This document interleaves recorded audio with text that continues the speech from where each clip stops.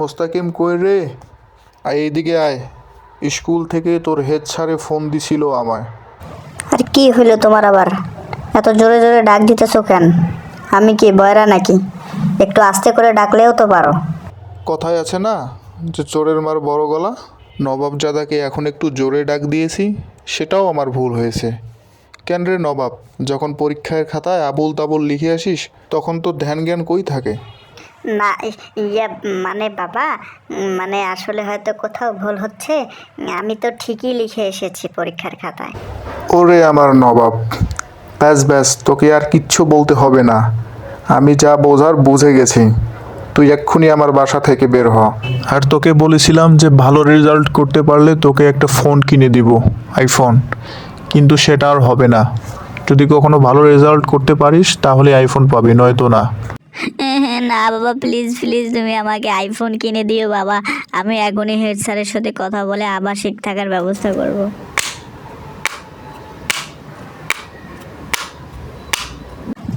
আসসালামু আলাইকুম। Hello madam, আমার নাম my name is Mustakim. My name is. ওয়ালাইকুম আসসালাম। তুমি কোন ক্লাসে পড়ো? ম্যাডাম 5। রেডি না, আমি পড়ি 5।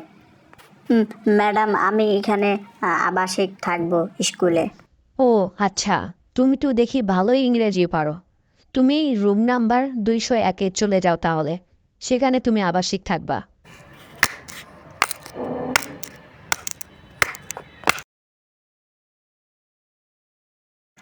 আরে সাবাস, কি সুন্দর বিছানা, কি সুন্দর সাজানো ঘর।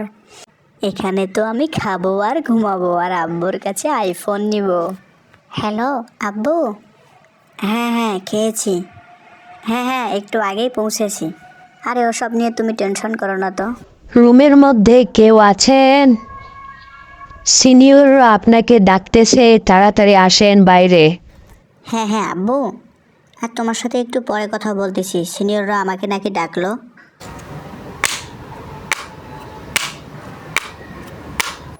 বেয়াদব! সিনিয়রদের সাথে কিভাবে কথা বলতে হয় ম্যানার্স জানা নেই? তোমরা দুইজন 1000 বার কানে ধরে উঠবোস করে তারপর এখান থেকে যাবা।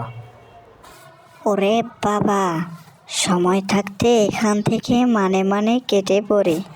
এই আবাসিকে তো 1 মিনিট টিকে থাকা মুশকিল। এখান থেকে কেটে পড়াই ভালো হবে। আগে বেঁচে থাকি, তবেই তো না আইফোন নেব।